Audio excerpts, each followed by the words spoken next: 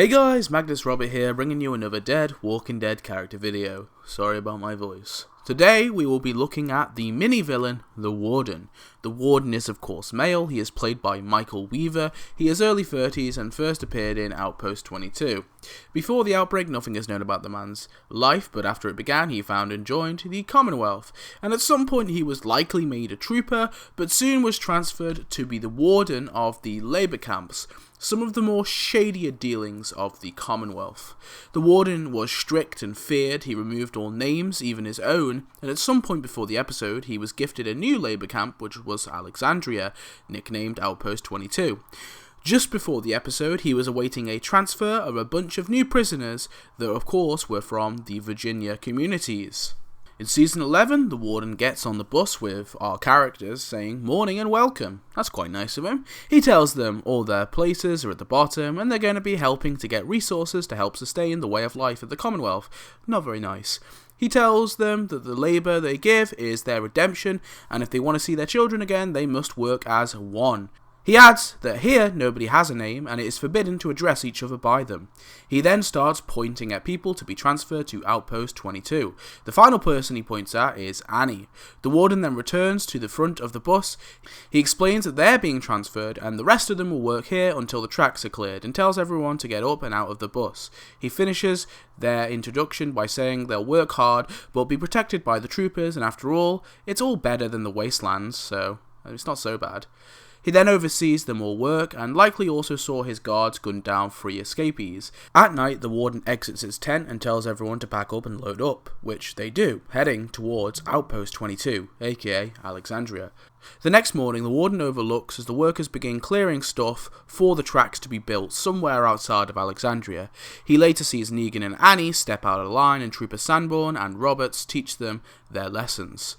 Later, he's seen in his office in Alexandria, where Roberts brings Negan to him. He tells Negan to sit, and the Warden then lets Roberts know that his transfer has been denied. Roberts informs the Warden that his brother is sick, but the Warden tells him he should have gone straight to him instead of filing for a transfer, and now his duty here has been extended by 6 months. The trooper leaves with a fist clenched, and the Warden hands the little map to Negan, saying it was found after his tussle before. Negan says it's a poor man's tic-tac-toe, but the Warden is not convinced, saying someone is keeping track of his guards. He tells Negan he appears to be a leader, but also has other priorities. He ironically tells Negan the real leaders cut themselves off from everyone, as most people don't have the stomach for what real leaders must do. The Warden says there is one of these dangerous people in their midst, telling Negan it's one of his people. Negan points out they all hate him, they're not his people, so he doesn't know a thing. But the Warden tells Negan to find out. Negan tries refusing, but obviously the man says you better find out if you want to see Annie again. Later, Negan returns to the Warden, and the latter asks for a name. Off screen, Negan gave him a name, and that name was Negan. At night, the Warden gathers everyone outside, where he gets troopers to shine lights on all the prisoners and reveals himself, saying that there is a traitor in our midst, someone who thinks they're above the rules.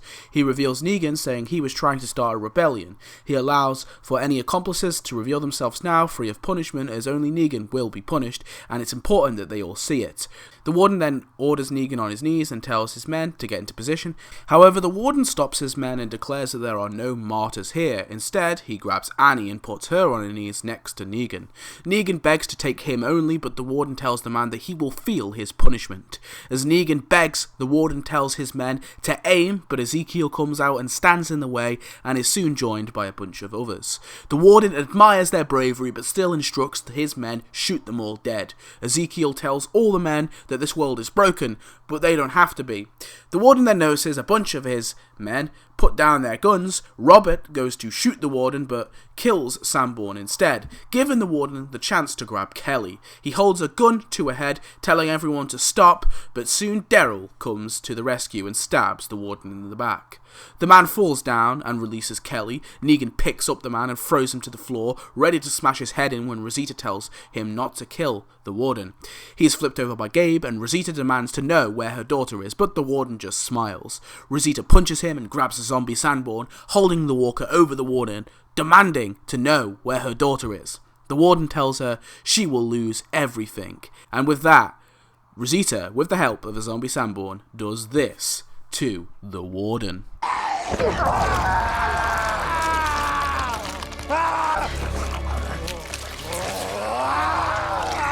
Face devoured by a zombie sandborn.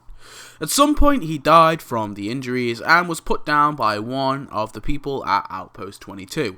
His body is left out to rot, likely it's going to be dumped somewhere. R.I.P. the Warden. The Warden was honestly such an unnecessary mini-villain. I feel like they really could have just reworked what happened with Lance and he could have played this role instead. Maybe Pamela just reduces him to this. Or the Warden just could have played less of a role. I think the Labour Camp storyline kind of took too long. It should have just been over one episode really, because now this damn finale is going to be rushed. I feel the pacing is going to be insane and it's not going to answer every question. Anyway, tell me your thoughts on the Warden. He was kind of cool, I suppose, and I'll see you in the next one. Thanks for watching. Goodbye.